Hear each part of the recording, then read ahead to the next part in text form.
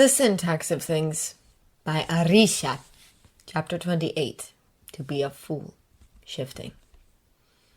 Time, that was the right word. Time had been ticking away like a clock bomb since the very first moment. It was all a matter of time to let it all go. Only that now that it was happening, Harry didn't know how to react. Just tell me who she is, okay? I can... Ginny's voice broke a little and she swallowed. I'll understand. Just tell me who she is. There's no one else, Jenny. Look, I like you a lot.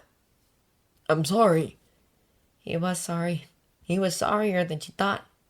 You're lying to me, Ginny whispered, her tongue close to a sob. Why are you lying to me? I never lied to you. I'm not. Listen to me. I will not. I will not be thrown away like that.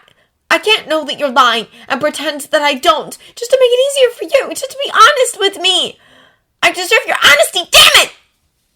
It hurt. It hurt so much. Ginny, I'm sorry. Who is she? Harry shook his head, tugging at his Gryffindor scarf and tossing it on the carpet. He stared at the hearth, one hand on his hair, the other closed in a tight fist. He'd lose Ron. He'd lose Ginny. He'd probably lose Hermione too. And it was going to be on the papers for at least a couple of weeks. It did not matter. He was losing himself so gradually that he'd barely noticed. Lies weren't his thing. He couldn't.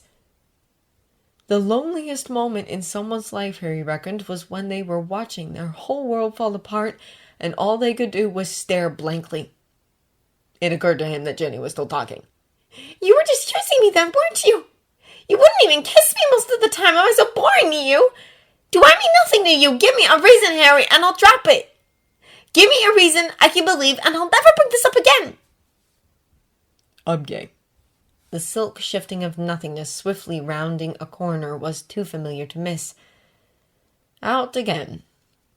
Severus smiled inwardly at the irony of being the one to catch him in the act. The sound of steps led him to a small classroom, cold and dusty. Severus didn't walk in, not yet. Standing by the door frame, he heard the rustle of the cloak being removed, and then nothing else. The silence went on for what seemed to be a lifetime. Severus wasn't sure what he'd expected. Without a Loomis or a candle, the place was desperately dark, and the moonlight offered little help. When it was clear that the boy wasn't returning to his dormitory any time soon, Severus finally walked in. Potter. Potter was slumped on the stone floor, toying with his wand with a 3-fingered hand. One of his shoulders and half a leg were missing too. He looked up in surprise, as though he remembered that he shouldn't. He averted his eyes and quickly stood up. Take that thing off. It's disturbing. Explain yourself. Explain what? His voice cracked. So did Severus's sternum. Explain why you are not where you're supposed to be. Wandering overnight is not allowed in the school, I am afraid. And yet, once again, it appears that Potters have little respect for such rules. Potter snorted. His head was bowed, but his shadow on his face was darker than the rest. Look at me. No response. Look at me, Potter. No, let go. He strode over to Potter and gripped his face despite the boy's grunt. His left eye had a perfectly round purple bruise around it. Severus sneered off his fear, and he freed Potter harsher than intended. Who did this to you? Potter shrugged. Have you encountered Mr. Malfoy this evening, perhaps? The boy raised his head, confused. Malfoy? It wasn't him, then? No, why? Who did this to you? No one, and stop that. His hand was pushed away, and for the life of him, Severus couldn't remember when he had grabbed him again. I guess I deserved it anyway. That's not what I asked. Potter pressed his lips into a thin line and gazed at the silver clouds outside the window, ignoring Severus. Well, if he thought that he'd get away with silence, he was being mistaken. Severus took advantage of it and went on. If this is my student's deed, you have no right to conceal it from me. It wasn't a Slytherin. Leave it. Go bother someone else. Between the impulse to take points and shake the boy until all his secrets felt on his feet, he realized that this was supposed to be his line.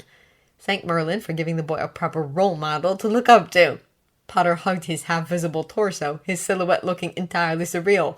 The moonlight made him look just a little bit more alive. He should take 100 points for Potter's insolence. No manners, no respect, no obedience to Severus's authority. He hated Potter. At this moment, he truly hated him. Go bother someone else. And leave him wallow in his self-pity until morning. I doubt it. Follow me.